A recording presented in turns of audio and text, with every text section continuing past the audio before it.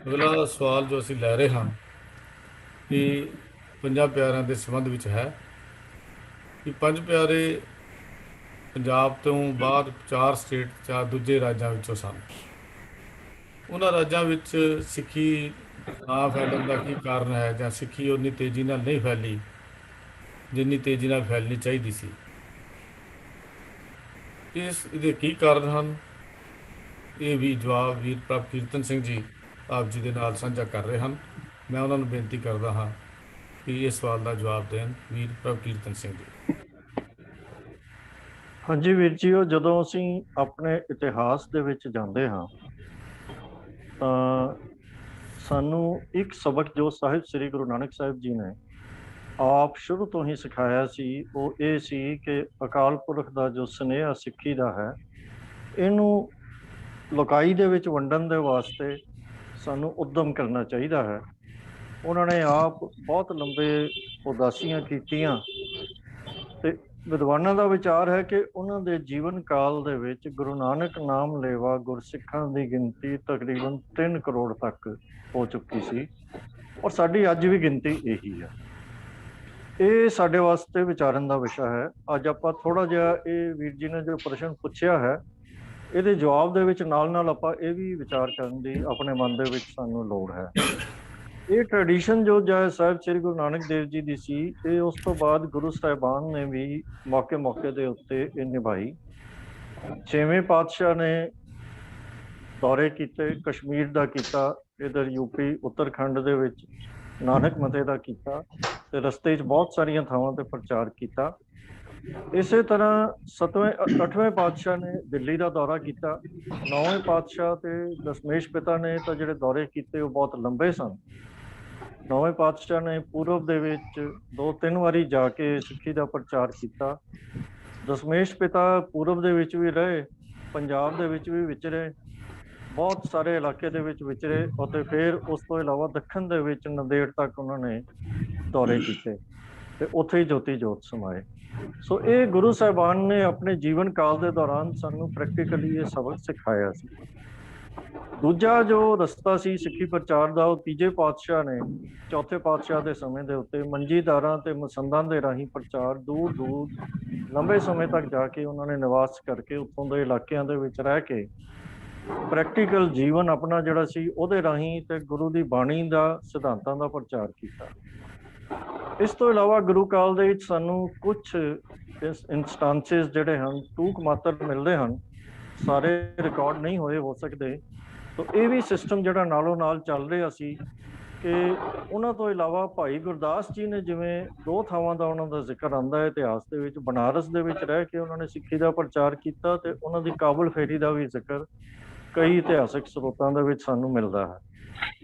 ਤਾਂ ਗੁਰਸਿੱਖ ਵੀ ਦੂਰ ਦੂਰ ਜਾ ਕੇ ਪ੍ਰਚਾਰ ਕਰਦੇ ਰਹੇ। ਇਹ ਸਿਸਟਮ ਜਿਹੜਾ ਚੱਲ ਰਿਹਾ ਸੀ ਪ੍ਰਚਾਰ ਦਾ, ਉਹ 18ਵੀਂ ਸਦੀ ਦੇ ਵਿੱਚ ਜਦੋਂ ਵਿਖੜਾ ਸਮਾਂ ਆਇਆ ਉਦੋਂ ਟੁੱਟ ਗਿਆ। ਅਸੀਂ ਪ੍ਰਚਾਰ ਦਾ ਕੰਮ ਜਿਹੜਾ ਸੀ ਉਹ ਨਿਰਮਲਿਆਂ ਤੇ ਉਦਾਸੀਆਂ ਦੇ ਹੱਥ ਤੇ ਸੌਂਪ ਦਿੱਤਾ ਤੇ ਆਪ ਸੁਰਖਰੂ ਹੋ ਕੇ ਬਹਿ ਗਏ। ਇਹਦੇ ਕਈ ਚੰਗੇ ਨਤੀਜੇ ਵੀ ਨਿਕਲੇ, ਪਰ ਲੌਂਗ ਟਰਮ ਦੇ ਵਿੱਚ ਇਹਦੇ ਕਾਫੀ ਮਾੜੇ ਨਤੀਜੇ ਸਾਡੇ ਸਾਹਮਣੇ ਆਏ। ਤੋ ਸਾਨੂੰ ਸਿੰਘ ਸਭਾ ਦਾ ਇਤਿਹਾਸ ਸਾਰਿਆਂ ਨੂੰ ਪਤਾ ਹੈ, ਜਿੱਥੇ ਜਾ ਕੇ ਇਹਦਾ ਅੰਤ ਹੋਇਆ। ਤੋ ਉਸ 18ਵੀਂ ਸਦੀ ਤੋਂ ਬਾਅਦ ਜਦੋਂ ਰਾਜ ਭਾਗ ਹੱਥ ਆਇਆ, ਤੇ ਉਦੋਂ ਹੀ ਅਸੀਂ ਉਸੇ ਸਿਸਟਮ ਨੂੰ ਹੀ ਚੱਲਦਾ ਰਹਿਣ ਦਿੱਤਾ, ਆਪਣੀ ਜ਼ਿੰਮੇਵਾਰੀ ਦਾ ਅਹਿਸਾਸ ਨਾ ਕੀਤਾ, ਅਵੇਸਲੇ ਰਹੇ। ਰਾਜ ਭਾਗ ਗਵਾਉਣ ਤੋਂ ਬਾਅਦ ਵੀ ਸਾਨੂੰ ਇਹ ਸਮਝ ਨਹੀਂ ਆਈ ਕਿ ਅਸੀਂ ਰਾਜ ਭਾਗ ਵੀ ਇਸ ਲਈ ਗਵਾਇਆ ਕਿ ਅਸੀਂ ਸਿੱਖੀ ਸਿਧਾਂਤਾਂ ਤੇ ਦ੍ਰਿੜਤਾ ਘਟਾ ਦਿੱਤੀ ਹੈ, ਪਹਿਰਾ ਨਹੀਂ ਦਿੱਤਾ। ਪਰ ਸਾਨੂੰ ਇਹ ਸਮਝ ਨਹੀਂ ਆਈ ਕਿ ਸਾਨੂੰ ਇਹਦੇ ਬਾਰੇ ਕੋਈ ਵੱਡੇ ਉਪਰਾਲੇ ਕਰਨੇ ਚਾਹੀਦੇ ਹਨ, ਤੇ ਕਾਫੀ ਸਮਾਂ ਲੱਗ ਗਿਆ ਕਿ ਸਿੰਘ ਸਭਾ ਲਹਿਰ ਨੇ ਫਿਰ ਜਨਮ ਲਿਆ। ਪਰ ਸਿੰਘ ਸਭਾ ਲਹਿਰ ਇਤਿਹਾਸਕ ਕਾਰਨਾਂ ਕਰਕੇ ਪੰਜਾਬ ਤੱਕ ਹੀ ਮੁੱਖ ਤੌਰ ਤੇ ਸੀਮਤ ਰਹੀ। ਇਸ ਤੋਂ ਬਾਅਦ ਇਹਦਾ ਪ੍ਰਭਾਵ ਪੈ ਸਕਦਾ, ਇਸ ਤੋਂ ਪਹਿਲਾਂ ਅਸੀਂ ਸ਼੍ਰੋਮਣੀ ਕਮੇਟੀ ਬਣਾ ਲਈ, ਤੇ ਉਸ ਤੋਂ ਬਾਅਦ ਇੱਕ ਨਵਾਂ ਪ੍ਰੋਸੈਸ ਜਿਹੜਾ ਹੈ ਉਹ ਸ਼ੁਰੂ ਹੋ ਗਿਆ।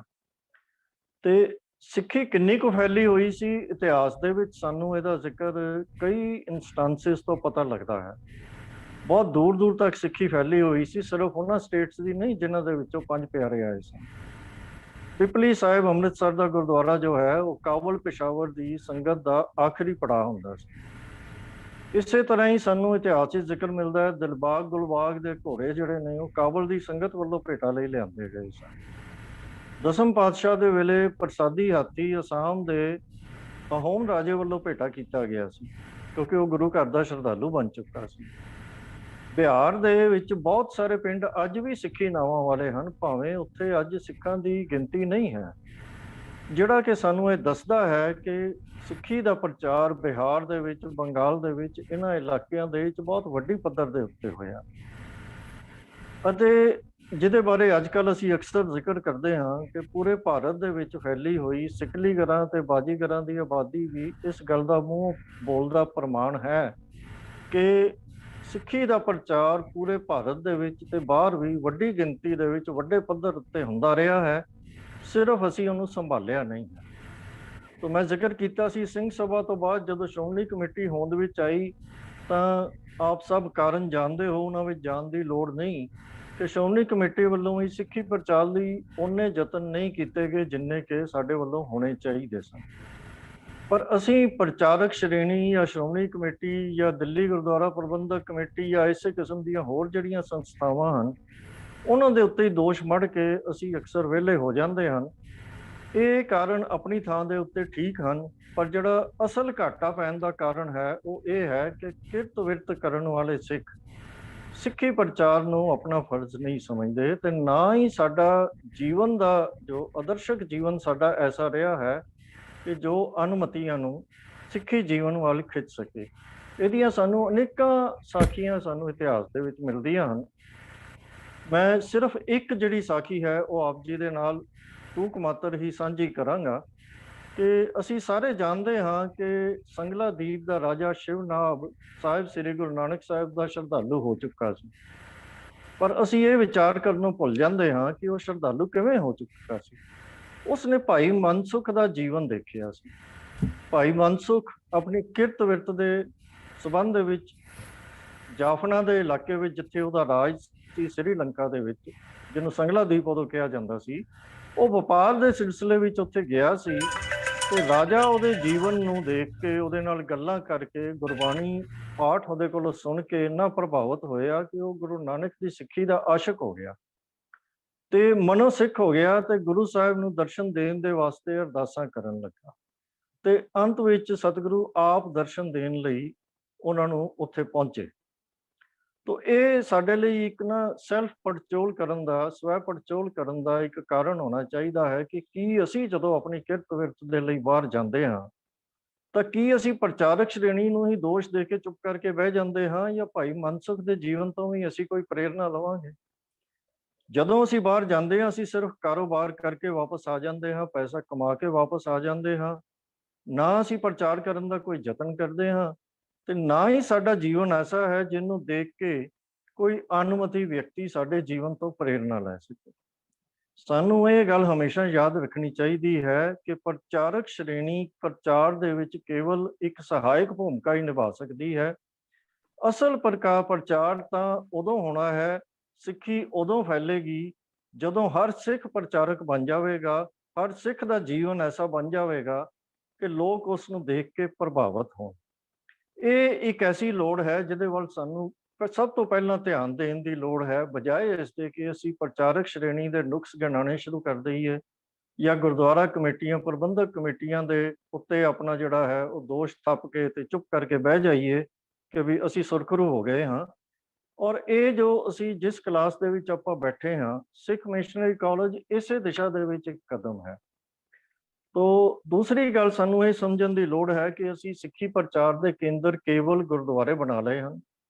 ਸਿੱਖੀ ਉਦੋਂ ਫੈਲੇਗੀ ਜਦੋਂ ਸਿੱਖੀ ਦੀ ਖੁਸ਼ਬੂ ਗੁਰਦੁਆਰਿਆਂ ਦੇ ਸਿਰਫ ਅੰਦਰ ਹੀ ਨਹੀਂ ਹੋਵੇਗੀ, ਸਗੋਂ ਹਰ ਸਿੱਖ ਦੇ ਜੀਵਨ ਦੇ ਰਾਹੀਂ ਪੂਰੇ ਸਮਾਜ ਦੇ ਵਿੱਚ ਖੁਸ਼ਬੂ ਬਣ ਕੇ ਫੈਲੇਗੀ। ਸਿੱਖੀ ਦੇ ਪ੍ਰਚਾਰ ਦੀਆਂ ਜਿਹੜੀਆਂ ਕਮੀਆਂ ਆਈਆਂ ਹਨ ਉਹਦੇ ਲਈ ਹਰ ਸਿੱਖ ਨੂੰ ਯਤਨਸ਼ੀਲ ਹੋਣ ਦੀ ਲੋੜ ਹੈ। ਜਿਵੇਂ ਵੀਰ ਜੀ ਨੇ ਕਿਹਾ ਹੈ ਕਿ ਜਿਨ੍ਹਾਂ ਸੂਬਿਆਂ ਦੇ ਵਿੱਚੋਂ ਪੰਜ ਪਿਆਰੇ ਵੀ ਨਿਤਰੇ, ਉਹਨਾਂ ਸੂਬਿਆਂ ਦੇ ਵਿੱਚ ਵੀ ਅੱਜ ਸਿੱਖੀ ਉਸ ਤਰ੍ਹਾਂ ਪ੍ਰਫੁੱਲਤ ਨਹੀਂ ਹੈ ਜਿਹੜੀ ਗੁਰੂ ਸਾਹਿਬ ਦੇ ਟਾਈਮ ਤੇ ਸੀ, ਪਰ ਇਹ ਸਾਡੇ ਸਾਰਿਆਂ ਦੇ ਲਈ ਇਹ ਇੱਕ ਚੈਲੰਜ ਹੈ ਔਰ ਸਾਨੂੰ ਇਸ ਪਾਸੇ ਯਤਨਸ਼ੀਲ ਹੋਣ ਦੀ ਲੋੜ ਹੈ ਜੀ।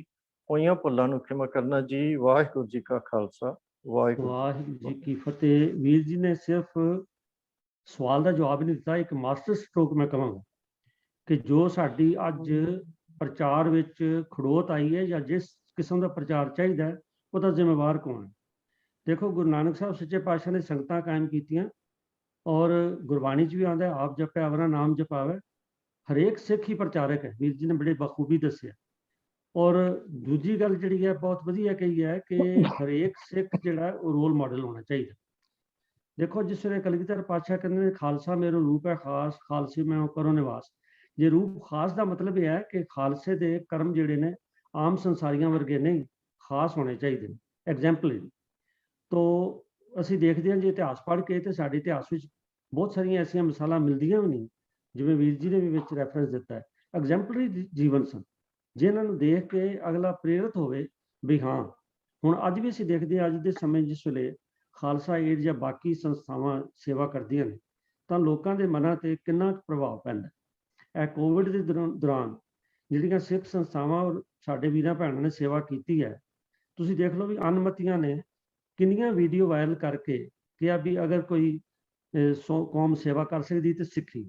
ਇਹ ਅਸਲ ਕ੍ਰੈਡਿਟ ਜਿਹੜਾ ਹੈ ਗੁਰੂ ਨਾਨਕ ਸਾਹਿਬ ਜੀ ਨੂੰ ਜਾਂਦਾ ਹੈ, ਔਰ ਹਰੇਕ ਸਿੱਖ ਦਾ ਇਹ ਫਰਜ਼ ਬਣਦਾ ਹੈ ਕਿ ਅਸੀਂ ਇਹ ਕ੍ਰੈਡਿਟ ਪੈਦਾ ਕਰੀਏ। ਤੋ ਵੀਰ ਜੀ, ਆਪ ਜੀ ਦਾ ਬਹੁਤ ਬਹੁਤ ਧੰਨਵਾਦ ਹੈ। ਤੇ ਸਿਰਫ ਸਵਾਲ ਮੈਂ ਫਿਰ ਰਿਪੀਟ ਕਰ ਰਿਹਾ, ਸਿਰਫ ਸਵਾਲ ਦਾ ਉੱਤਰ ਨਹੀਂ ਦਿੱਤਾ। ਇਹਨਾਂ ਨੇ ਜੇ ਕੁਝ ਗੱਲਾਂ ਜਿਹੜੀਆਂ ਕਹੀਆਂ ਨੇ ਉਹ ਮਾਸਟਰ ਸਟ੍ਰੋਕ ਨੇ, ਸਾਨੂੰ ਯਾਦ ਰੱਖਣੀਆਂ ਚਾਹੀਦੀਆਂ ਨੇ। ਤੇ ਸਤਿਗੁਰੂ ਕਿਰਪਾ ਕਰੇ ਹਰੇਕ ਸਿੱਖ ਜਿਹੜਾ ਉਹ ਆਪਣੇ ਆਪ ਨੂੰ ਪ੍ਰਚਾਰਕ ਸਮਝੇ।